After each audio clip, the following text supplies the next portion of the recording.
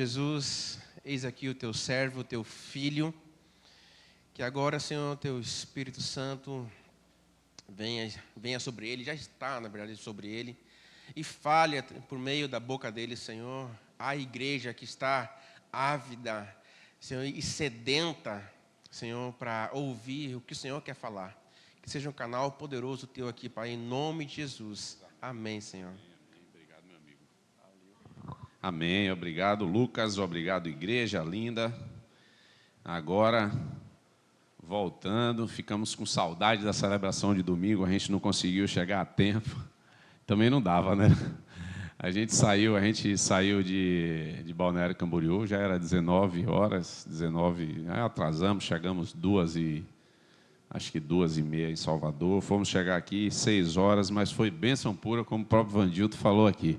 Foi fantástico voltar para casa, foi muito bom. Tá? E tem uma frase que a gente aprendeu lá, que a gente aqui, como discípulo videira, de Cristo na videira, já sabe, é que família não se abandona. Não é isso, legendários? Obrigado, a galera está afiada, viu? Se preparem aí, viu, igreja? Se prepare, igreja. Queridos, eu queria pedir aos meninos do multimídia para a gente colocar aí no livro de João, capítulo 5. Nós vamos ler do versículo 1 ao versículo 11. Tá? Meu marcador de Bíblia aqui, ó. A foto minha dessa esposa minha que eu tanto amo, está ali, ó. Minha Lady. Ai, desse ministério de casais, viu, Lucas? Foi bênção pura, sexta-feira desceu fogo lá, viu? Ai, queridos. Eu queria convidar vocês a lerem comigo, eu vou ler na versão NAA, Nova Almeida atualizada, tá? E os meninos vão colocar na tela, e eu queria todo mundo conectado nessa leitura, eu vou tentar ler de forma bem clara, bem pausada, ok? Passadas essas coisas, havia uma festa dos judeus, e Jesus foi para Jerusalém. Existe ali, em Jerusalém, junto ao portão das ovelhas, um tanque, chamado em hebraico de Betesda, o qual tem 5 pórticos. Neste jazia uma multidão de enfermos, cegos, coxos, paralíticos, esperando que a água se movesse, porque um anjo descia de tempos em tempos, agitando-a. E o primeiro a entrar no tanque, uma vez agitada a água, sarava de qualquer doença que tivesse. Estava ali um homem enfermo, havia 38 anos. Jesus, vendo-o deitado e sabendo que estava assim havia muito tempo, perguntou: Você quer ser curado? O enfermo respondeu: Senhor, não tenho ninguém que me ponha no tanque quando a água é agitada. Quando tento entrar, outro enfermo chega antes de mim. Então Jesus lhe disse: Levante-se, pegue o seu leito e ande. Imediatamente o homem se viu curado e, pegando o leito, começou a andar. E aquele dia era sábado. Por isso os judeus disseram aos que tinham sido curado: É sábado, e neste dia você não tem permissão para carregar o seu leito. Ao que ele lhe respondeu: O mesmo que me curou me disse: Pegue o seu leito e ande.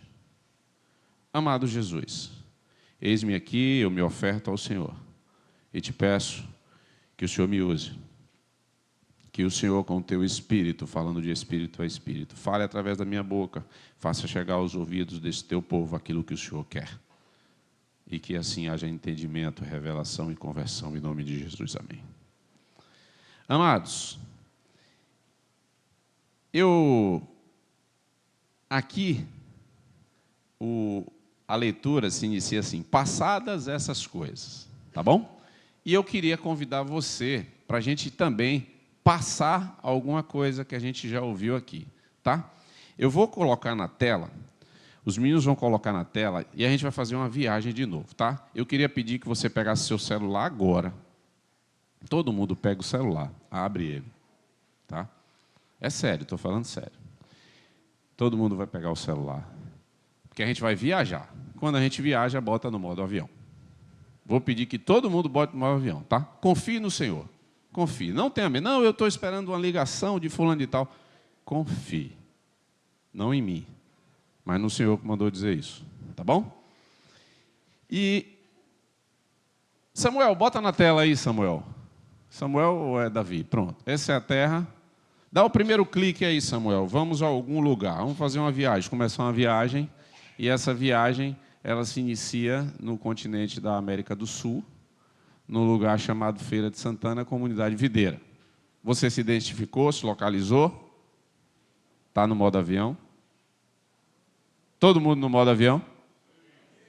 Pronto. Vamos lá para o outro lado do Oceano Atlântico. Vamos aí, Samuel. Queridos, a gente vai de onde um dia eu parei de conversar com vocês, no poço de Jacó, onde Jesus encontrou a mulher samaritana. Você lembra daquela pregação? Era necessário. Jesus estava no poço de Jacó, porque era necessário passar por Samaria, e ali ele salvou a vida da mulher samaritana e de muitos. Na própria Samaria, um povo negado e condenado pelos judeus. Eu vou trazer isso porque depois daí, Jesus passou 2 dias em Samaria e Jesus resolveu dar uma caminhada. Jesus continuou, depois de 2 dias, ele continuou a jornada dele de caminhada e ele foi para Galiléia. Ele andou mais 80 quilômetros e foi para Galiléia, sua terra natal. Quem lembra que o próprio Jesus falou, um profeta não tem honra na sua terra? Vamos aí, Samuel, por favor. E aí, ele andou para Galiléia, que estava mais ao norte, mais especificamente, 80 quilômetros quase. Eu botei isso, gente, e me lembrei, porque eu andei um bocado semana passada. Eu e mais 14. Quer dizer, mais 300. Né? Mas daqui 14. Queridos, Jesus foi para lá. E engraçado, né? Em Caná, Jesus já falou que um profeta de sua terra não tinha honra. Mas, lá em Caná da Galiléia, quando fala aqui, gente, passar dessas coisas, é porque eu quero contar o que se passou. Jesus é procurado por um chefe do rei. Esse chefe morava em Cafarnaum, foi para Caná da Galiléia porque soube de Jesus, porque seu filho estava enfermo, e ele vai lá e pede a Jesus para ir com ele. Jesus, vem comigo para poder curar meu filho. Isso está lá em João 4:43, não precisa botar aí. Mas Jesus, uma multidão já procurando ele, Jesus simplesmente, e ele pedindo pressa a Jesus, simplesmente Jesus diz assim, não, vá, seu filho está curado. E ele vai embora e o filho está curado. Caná da Galiléia está a 34 quilômetros de Cafarnaum. Jesus curou à distância. Mas, enfim, agora Jesus resolve voltar, como está escrito aqui no versículo 1, né, passado esses dias, ele resolve voltar a Jerusalém. O Jesus que anda. Clica aí, Samuel. Agora Jesus volta mais 144 quilômetros de caminhada. Quando eu fui para o Legendários, eu falei com os meninos, a gente deve andar uns 60, porque eu me lembrava do estudo de Samaria. Jesus andou 60 quilômetros em 3 dias. Falaram que a gente andar 3 dias, eu falei, vai ser 60 quilômetros, né? Sabe de nada, inocente. Jesus andou agora 144 quilômetros e foi até Jerusalém. Clica aí, Samuel, e marca. Gente, eu estou botando isso só para a gente fixar na mente. Certo? Só que Jesus, por que ele foi? Havia uma festa judaica. E Jesus chega a Jerusalém, depois de caminhar tanto, pela porta das ovelhas. Queridos, eu vou dizer uma coisa a vocês. Jesus caminhava, viu? E tinha propósito. Jesus não era andarilho à toa. Ele andava porque tinha propósito. Ele sumiu porque ele queria ir na Samaria fazer diferença na vida dos samaritanos. Depois ele subiu, fez diferença na vida do chefe do rei. E agora ele desce e chega para Jerusalém por um lugar chamado Porta das Ovelhas. É onde Jesus entra. Nessa Porta das Ovelhas, no lado dela, tem um tanque de Betesda. Olha o que está escrito lá, João 5:2. Existe ali, junto ao Portão das Ovelhas, um tanque chamado, em hebraico, Betesda, o qual tem 5 pórticos. Queridos, o tanque era chamado Betesda. Sabe o que significa Betesda, em hebraico? Misericórdia. Era o tanque da misericórdia. Agora está chegando no tanque da misericórdia quem? O misericordioso. Queridos, está escrito lá que havia uma multidão de enfermos naquele tanque. Multidão de enfermos. Cegos, coxos, paralíticos, certo? E eles esperavam alguma coisa. Interessante. Agora chega a própria misericórdia naquele tanque. Só que aquele tanque tinha uma superstição. Por que tinha tanto enfermo? O nome era misericórdia, vai ver, atraía, existia uma história. Para vocês lerem no versículo 4, que diz assim: eles estavam esperando que a água se movesse, porque um anjo descia de tempo em tempo, agitando-a, e o primeiro a entrar no tanque, uma vez agitada a água pelos anjos, sarava de qualquer doença que tivesse. Galera, quando eu pego a NAA, que é uma tradução que já vem mais próximo do hebraico, vem da JFA, que vem da tradução, existe um registro aqui nesse versículo alto de 2 colchetes.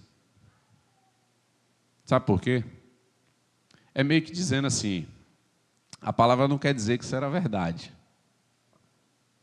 mas registrava uma história e coisas que eram contadas. Até então, o anjo bater na água, pular e curar, a palavra aqui não garante que isso é verdade. Então eu, Mateus, vou dar um nominho para aqui.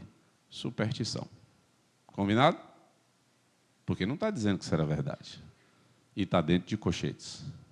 Quem é matemático sabe o que é um colchete. Né? Queridos, a superstição era agitar as águas. Só que a misericórdia chegou e viu algo. O que ele viu? Jesus agora vê um enfermo. Esse é enfermo há quantos anos? 38 anos. Galera, naquele tempo, tinha gente que não conseguia nem viver há 38 anos, porque a condição de saúde não era muito boa. Vivia menos. Aquele cara estava há 38 anos doente. Não registra a idade. Poderia ter 50, ou poderia ter 60. Mas ele tinha 38 anos doente. Ele tinha mais tempo do que muita gente vivia. Era muito tempo. Queridos, mas eu queria chamar a atenção de vocês para a palavra enfermo. Eu queria chamar a atenção para essa palavra enfermo. A palavra enfermo também, ela é originária do grego, tá? Já não é hebraico, já não é do hebreu, não é do hebraico, é do grego. E ela significa, lá no grego, ela se escreve asteneia. Escreve A-S-T-H-E-N-E-I-A, asteneia. Que a pronúncia é astenia. Tá bom? Que asteneia significa doença. Tá? Significa doença. No versículo 7, configura que essa doença fosse alguma coisa que o impedia de andar, uma paralisia. Né? Pelo versículo 7, lá está dizendo que o enfermo respondeu: Senhor, não tenho ninguém que me ponha no tanque. Quer dizer, ele tinha uma dependência, ele tinha problema de mobilidade. Ele precisava de alguém que jogasse ele no tanque. No Brasil, gente, pegaram a palavra astenia, né? E trouxeram para uma tradução como se pronuncia, astenia. Tá? Nós temos médicos aqui, e hoje eu tive o privilégio de ser atendido por um no telefone, não no pronto-socorro, nem no consultório, para poder tirar umas dúvidas. Eu liguei para a Luzerne, e Luzerne me ajudou muito nisso. Porque a astenia, ela pode significar paralisia, pode significar paralítico, manco ou extremamente fraco. Tá? Eu vou ser um pouquinho mais chato nessa história. No Brasil, se chamando astenia, a astenia, a patologia chamada astenia, ela é usada para nominar uma situação de fadiga, de apatia. Porém, não é a fadiga e a apatia que eu senti no legendário, né, Everton? Porque essa ali foi uma fadiga muscular. Mas essa fadiga aqui ela é proveniente de alguma doença. Ela é apenas uma consequência de uma outra patologia. No Brasil, os casos mais graves, eles são chamados de miastenia graves. Tá? Miastenias graves. Igreja é cultura. Igreja é conhecimento, tá vendo? Miastenia grave, gente, é uma doença autoimune que pode produzir moléculas que danificam a função neuromuscular. Nós temos ali um fisioterapeuta que já balançou a cabeça, por enquanto está tudo certo, né? O conjunto estrutural do corpo humano, o conjunto músculo e nervos, ele é afetado e você não tem movimentos. Tá? Essa doença, gente, ela geralmente, como é uma doença autoimune, ela é consequência de uma disfunção no timo. Timo, eu não vou chamar o médico aqui, mas eu não me aprofundar muito. Timo é o que é um órgãozinho que a gente tem aqui no peito, que é responsável por produzir as moléculas que vão te dar a imunidade. Por isso que pessoas com doenças autoimunes têm um problema no timo. Tá? E no caso dessas pessoas com essa paralisia, hoje a medicina descobriu e a medicina encontra uma solução assim, uma tentativa, que é uma cirurgia que tira o timo.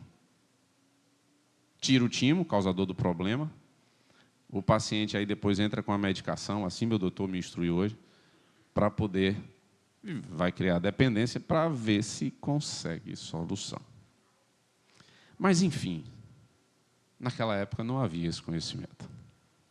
Hoje se tem, mas ainda não tem a garantia. Tá bom? Então, queridos, por que eu quis contar isso? Porque nós, seres humanos, somos seres inteligentes. Somos analíticos, raciocinamos. E de tanto ser analítico raciocinando, a gente constrói padrões e referências. Sexta-feira, no nosso encontro de casais, um discípulo falando um negócio e me veio na mente assim, deve ter sido do Espírito, ele falando assim, mas isso é a minha referência e a sua referência, que talvez pode estar errado. Então, a gente constrói referências e padrões. Tá? Agora, a gente encontra naquele tanque vários enfermos e Jesus viu um. Viu vários, lógico, mas Jesus dedicou atenção ao enfermo. Aquele enfermo repousava ali e ele esperava uma superstição. Porque é o que está escrito em João, a gente já leu, João 5, versículo 4, que ele esperava o quê? Que a água se agitasse para ele ir lá. Né? Só que ele tinha uma dificuldade. Tinha uma multidão de enfermos e todas elas tinham esperança no quê? Nessa, vou chamar de superstição. Tá bom? Só que Jesus chega ao tanque da misericórdia, que é a própria misericórdia, e aí vê aquele enfermo, e aí ele faz uma pergunta ao enfermo. Mas só que o que o enfermo espera? Versículo 7, Samuel. O enfermo respondeu. Jesus faz uma pergunta. Pergunta se ele quer ser curado. E o enfermo responde: Senhor, não tenho ninguém que me ponha no tanque quando a água é agitada. Quando tento entrar, outro enfermo vem e entra no meu lugar. Aí agora deu B.O. Imagine, o cara não consegue nem andar, a confiança dele está na água que é agitada, e quando a água agita, nem confiança nem perna. Agora, há uma situação diferente. Tá? Eu queria te fazer uma pergunta. Ele está de frente a Jesus. Jesus pergunta, você quer ser curado? Ele conta essa história. Ele conta a regra que te foi ensinada. Um padrão que te foi ensinado. Agora eu quero te fazer uma pergunta. Qual padrão você espera de Jesus? Talvez você espere um padrão de Jesus. Qual padrão você espera de Jesus? Querido, como você espera ser curado? Ou ter uma demanda resolvida? Talvez você já tenha construído um padrão e Jesus vai seguir o padrão. Talvez a sua fé seja no padrão e não em Jesus. Talvez a sua fé seja até que Jesus faça o seu padrão. Eu vejo Lucas contando testemunho aqui no ofertório. Talvez Lucas estivesse assim confiando, não, vai entrar o 13º, um bocado de conta, né, Lucas? Vai entrar um dinheiro aí que estão me devendo. Não, tem um processo na justiça ali que vai entrar, papapá. Não foi nada disso. Foi tudo fora do padrão. Porque o padrão era o de Jesus. Queridos, tem muita gente que está focado no seu conhecimento e no seu raciocínio lógico. Aquela mulher do fluxo de sangue, ela gastou tudo o que tinha antes de ir para Jesus. Procurou os médicos, gastou tudo. Quando não tinha mais jeito, ela foi para Jesus. Jesus foi a última busca. Queridos, aquele chefe da sinagoga não foi diferente. Eu penso que o chefe da sinagoga, que foi junto, que ele viu a cura da mulher do fluxo de sangue, ele teve que romper todas as barreiras dele para poder ir até Jesus para curar sua filha. Para pedir a cura da sua filha. Imagine ele, os fariseus querendo matar Jesus.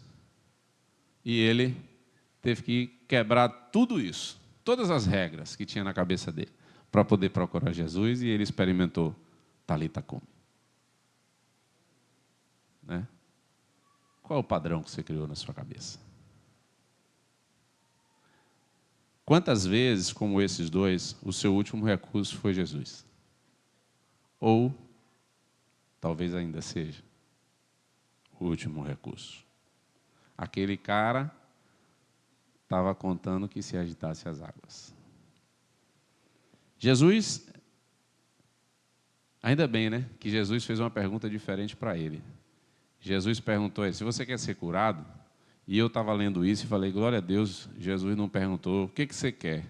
Porque eu acho, aí digo eu, não a palavra do Senhor, que se Jesus perguntasse àquele paralítico, aquele enfermo, o que você quer, talvez ele ia dizer assim, ô Jesus, eu queria que o Senhor me pegasse no colo para me jogar dentro dessa água aí, antes que todo mundo chegue. Ou então ele ia chegar, ô Jesus, o Senhor tem poder, paralisa todo mundo aí, congela todo mundo, para na hora que o anjo mexer da água, dar tempo de me arrastar e cair dentro da água. Era o padrão que ele queria. Senão ele não contava isso. Senão ele não dava essa desculpa. Porque ele deu a desculpa. Ainda bem que Jesus não perguntou. Olha o que Jesus perguntou a ele. João 5, 6. Você quer ser curado? Essa foi a pergunta. Você quer ser curado? Queridos, Jesus não se limitou às desculpas dadas por aquele enfermo. Ele não se limita às tuas circunstâncias. Jesus disse uma falazinha curtinha. Talvez aquele enfermo, ou um religioso, vamos lá, talvez um religioso chegasse diante de Jesus e falasse, poxa, o senhor só vai falar isso? Talvez ele quisesse uma pregação completa. Jesus ministrasse um bocado de coisa para que ele seja curado. Passasse mão nas pernas, no corpo, derramasse um óleo, uma aguinha, aquele lencinho sujo de sangue, enfim, uma aguinha, né? Aguinha santa. Derrama aí, Senhor. Uma aguinha aí. Talvez fosse como Naamã, né? Oh, nem saiu para me atender. Talvez Naamã queria uma pirotecnia. Talvez ele até quisesse. Não. Jesus simplesmente... Bota aí, Samuel, ou Davi, 5:8. Levante, pegue o seu leito e ande. Ah, Jesus curto, mas Salvador. Queridos, Jesus não quer saber o que te impede de ser curado. Ele não quer saber. Jesus não é limitado aos padrões desse mundo. Jesus é Senhor dos senhores, Rei dos reis. Jesus é o Todo-Poderoso. Queridos, não se prenda aos padrões que você acha que pode acontecer. Porque Deus abriu um mar. A ciência quer explicar que fosse um tsunami, mas não foi o que está escrito. Ficou uma parede de água de um lado, a parede de água do outro e a terra seca. Deus fez chover o maná do céu. Deus verteu água de uma rocha. Deus fez cair codornize no meio do deserto. Deus fez Sara ser fértil. Esse é o Deus que quer cuidar de você. Deus fez um menino escravo governador. Deus fez um menino que não aguentava nem vestir uma roupa de soldado derrubar o Golias. Esse mesmo menino ele fez rei. Deus não é um Deus da lógica humana. Ele andou sobre as águas. Ele transformou água em vinho e água suja, tá? Porque era água que se lavava pé, não era água pura. Transformou água em vinho bom, de primeira qualidade. Ele andou sobre as águas. Ele ressuscitou Lázaro, 3 dias de morto, ó, fedendo, defunto fedendo já, fedido. Ele ressuscitou. Esse é o Jesus que rompe limites, que rompe a lógica. E você nem sabe o que ele quer fazer com você. Você nem sabe o que ele pode fazer com você. Eu sei. E é por isso que essa palavra mexeu comigo. Queridos, Jesus está além da lógica. Jesus está além do teu entendimento. Não é à toa que o livro de Provérbios, capítulo 3, versículo 5, diz lá para a gente, dá uma ordem para mim, dá uma ordem para você. Confie no Senhor de todo o seu coração e não se apoie no seu entendimento. Algumas versões falam na sua inteligência. Diz para mim assim, Mateus, não adianta você ser engenheiro, que se eu quiser, eu faço um prédio flutuar. Ele fez um machado flutuar na água. Esse é o Jesus que quer cuidar de você e que te ama. Ele quer fazer algo novo, de uma forma nova. Aquele homem estava lá esperando a água ser agitada para alguém pegar ele, jogar dentro da água e ele ser curado. Jesus chega, não, vou fazer algo novo, meu filho. Pega seu leito e anda. Vá, levante, bora, levante, levante, pega seu leito e ande. Aquele homem talvez tivesse só o leito, mais nada. Além da patologia, claro, só o leitozinho dele. Estava há 38 anos ali beirando aquele tanque. E Jesus chega e faz algo novo. Algo que ele nunca ouviu falar. Jesus agora chega no tanque da misericórdia, no tanque Betesda e faz. Queridos, isso me lembrou, gente, a montanha que nós tivemos esse final de semana passado. Eu, 14 homens dessa comunidade e mais 280 e alguns lá de todo o Brasil. Nós fomos para um desafio e eu pensava comigo, preocupado com o André Dória. André Dória, filho, está aí? O filho está doente, não sei se está aqui, mas eu estava preocupado com o Andrezinho. Aí eu me preocupava com o Rodrigo Bergs. Falei, rapaz, essa galera vai aguentar. Quando eu chego lá no hotel, Niles está com uma dor na lombar. Aí eu falei, agora deu B.O. Aí o pastor, e aí, pastor? E essa dor foi agora? Ele, não, eu tenho um probleminha na lombar. Eu falei, é mesmo, pastor? E aí, rapaz? Aí peguei minha mochila, troquei minha mochila com ele para ver se melhorava a condição física para ele. Eles botou e a gente foi para aquela caminhada. Queridos, todo mundo reclamou. Posso falar muita coisa não, mas doeu. Olha o sorriso de Fabrício. Hoje. O sorriso dele é hoje. Porque lá nos primeiros dias ele estava para me matar. Bruno nem se fala. Bruno fechou a cara e falou, ainda bem que não tem faca aqui. Né? Porque foi cansativo, não foi, José? Cara, e como separou todos nós, eu ficava assim comigo, meu Deus. Aí eu comecei a orar por Niles, falei, ai meu Deus, a dona lombar do pastor, e eu botei o pastor no esparro. Porque eu falei mesmo, ó pastor, bora. A mulher liberou, eu falei, ó pastor, não tem conversa não, bora. Aí eu falei, meu Deus, e eu ficava orando por André, por Niles. Orava mais por André e por Niles, mas orava pelos outros também, né? Por Bruno já era assim, tira a raiva dele, de mim. Ele é tão meu amigo.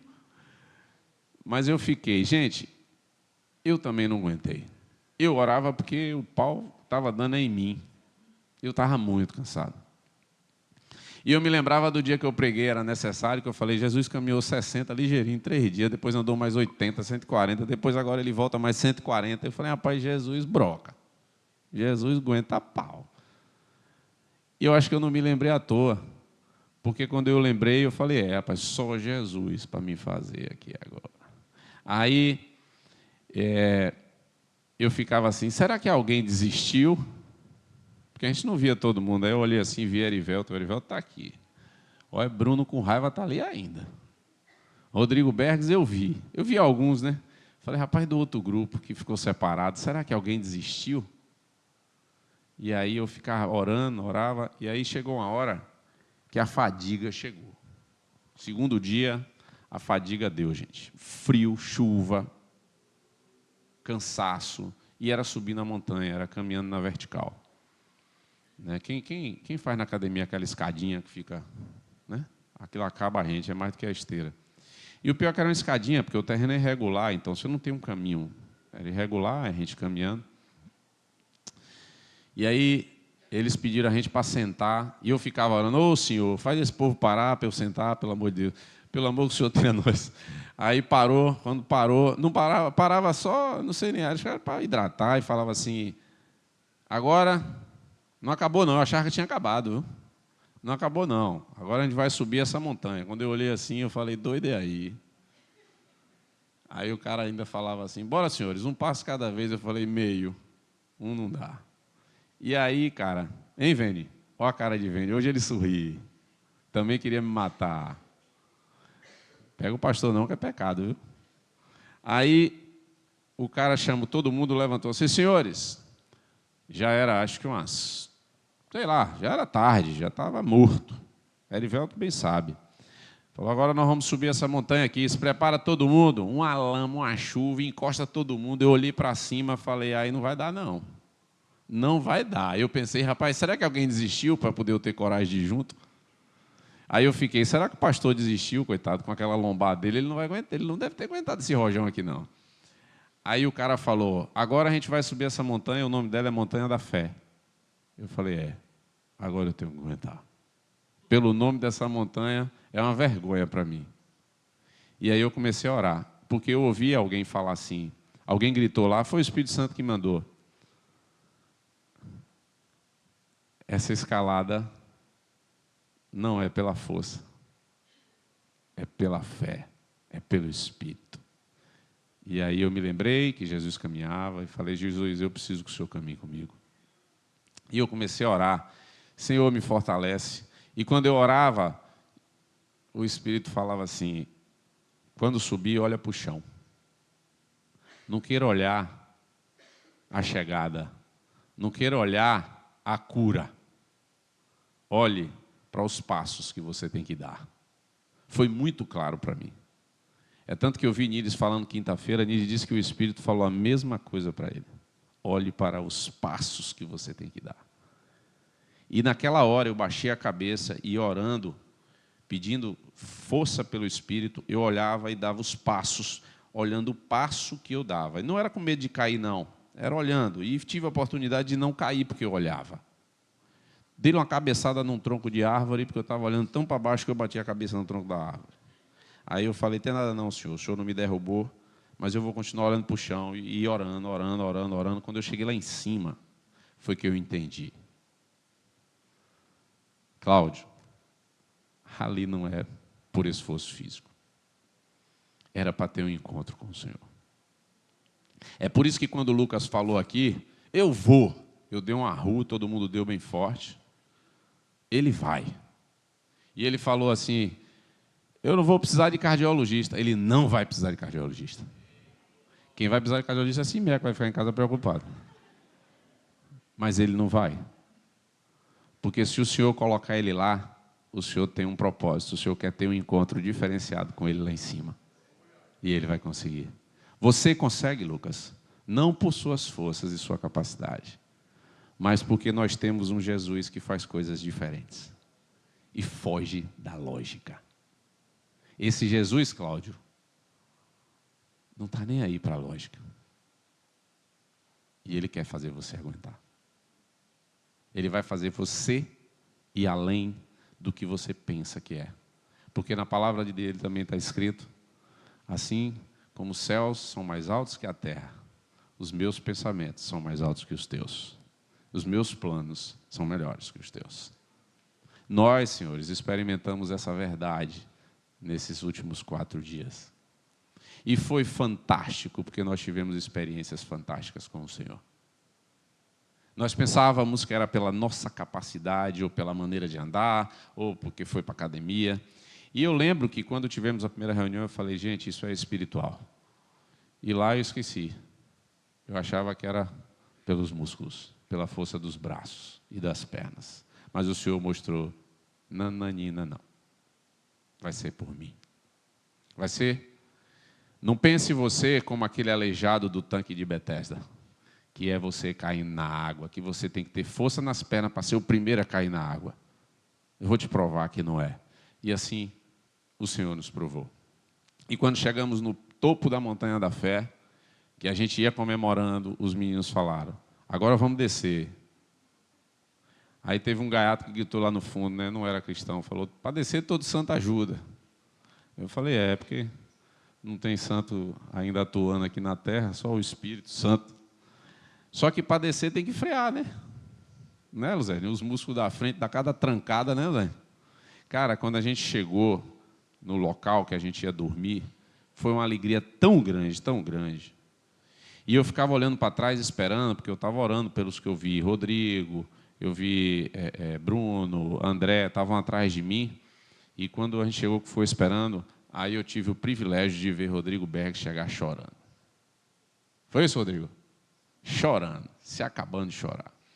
Eu pensei que ele estava assistindo alguma coisa. Não, ele estava chorando de alegria. Porque ele havia conseguido. E ele chegou para mim, cara, só o Espírito. Aí ele chegou para mim e falou, eu estou muito chorando, soluçando, não dava trabalho de entender. Eu estou muito feliz e orgulhoso por André Doria. Porque ele venceu. Ele foi revestido de um poder, Mateus, e ele venceu. Aí chega André, se acabando de chorar. O Luzerne já estava lá embaixo, no acampamento. Fabrício também, Vandilton. E nós nos abraçamos todos juntos, celebrando. E era unânime, todos falavam, foi o Senhor. Porque não é por esforço humano. E assim foi uma jornada onde o Espírito Santo moveu. Por isso que eu digo e convido, dia 21 de novembro, vá, homens, sem medo. Porque Jesus te espera para o encontro lá. Tá? Mas, queridos, eu queria já chamar a banda, o louvor, para subir aqui. Eu já estou encerrando. Queridos, eu queria lembrar vocês que Jesus fazia o necessário quando caminhou no meio de nós. Ele continua fazendo o que é necessário. Na nossa caminhada, esse final de semana, nós aprendemos que nós não estamos aqui para fazer o que quer, mas o que é necessário. Estamos aqui para fazer o que precisa ser feito. E hoje, você precisa entregar seu coração ao Senhor e confiar nele, porque Ele quer ir além da lógica para fazer algo novo na sua vida. Queridos, Jesus fazia o que era necessário e fazendo isso Ele buscava as ovelhas perdidas. Ele deixava 99 para buscar uma. Que Deus é esse? Que se importa comigo, se importa com você. Jesus se importa com você. Se importa tanto que Ele te busca hoje. Jesus te busca hoje. Ele te busca na Betesda que você está vivendo. Talvez você esteja hoje alocado em um tanque de Betesda, buscando misericórdia, buscando cura, buscando solução para uma demanda que as tuas forças não estão sendo capazes de resolver. Jesus te busca. Jesus vai andar o que tiver que andar para chegar na tua Betesda, para ter um encontro com você. Jesus, Ele vai porque Ele quer fazer algo novo na tua vida. Se você crê, você fica de pé. Eu quero viver algo novo.